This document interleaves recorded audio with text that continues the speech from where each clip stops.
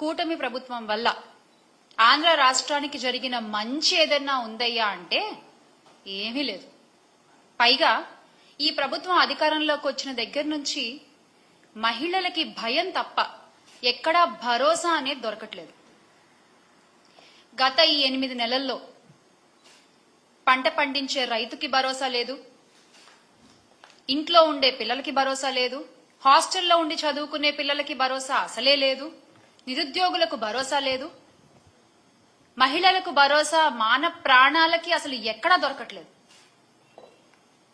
గత 5 ఏళ్లలో అన్నా అని పిలిస్తే ఆదుకునే ఆపన్న హస్తాన్ని అందించే స్థితిలో ఉండే ఈ రాష్ట్రం ఈ రోజున అన్నా అన్యాయం జరిగిందన్నా కాపాడండి అన్నా అని నోరెత్తి గొంతెత్తి గగ్గోలు పెడుతున్నా కూడా ఆదుకోవడం అటు ఉంచితే అరెస్టులు చేయించే స్థితిలోకి వెళ్లిపోయింది. మొన్న తిరుపతిలో లక్ష్మి అనే ఆవిడ, మనందరికీ తెలుసు, జనసేన తిరుపతి ఇన్ఛార్జ్ అని చెప్పే కిరణ్ రాయల్ గారి వల్ల నాకు అన్యాయం జరిగింది, నాకు నయవంచన జరిగింది, నన్ను అతను వేధిస్తున్నాడు, నన్ను ఆదుకోండి అన్నా చంద్రబాబు నాయుడు గారు, పవన్ కళ్యాణ్ గారు అని అరిస్తే బయటకొచ్చి గొంతెత్తి అడిగితే కూటమి రాజకీయంతో పాటు పోలీసు వ్యవస్థ కూడా కలిసిపోయి ఆమెని జైలుకి పంపించే వరకు ఎవరూ నిద్రపోలేదు. ఆ లక్ష్మి అనే ఆవిడ ఏ రాజకీయ పార్టీకి సంబంధించిన ఆవిడ కాదు. వివాదాలకు దూరంగా ఉంటూ భర్తను పోగొట్టుకుని పిల్లలతో జీవిస్తున్నటువంటి సగటు మహిళ.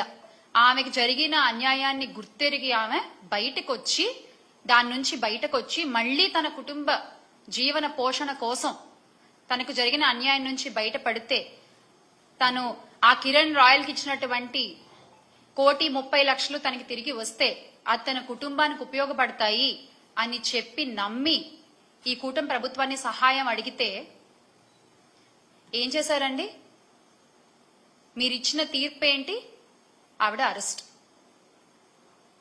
అంటే బహిరంగ సభల్లో అధికారులతో సమావేశాల్లో మీ మాటలు కోటలు దాటుతాయి. మహిళలకి ఏమన్నా అన్యాయం జరిగితే కడుపు రగిలిపోతుంది, కడుపు తరుక్కుపోతుంది. మహిళల safety is my utmost priority అని మాట్లాడినటువంటి గొంతులు ఈ రోజున ఎందుకు ఒక్క మాట కూడా మాట్లాడట్లేదు? మీ పార్టీ నాయకుడేగా. ఎందుకని? అంటే ఇవన్నీ మాటల వరకేనా? చేతల్లో ఇవేం కనపడవా? ఒక ఆవేశం అదంతా ఏమైపోయింది? ఈ రోజున ఆవేశం అంతా ఏమైపోయింది?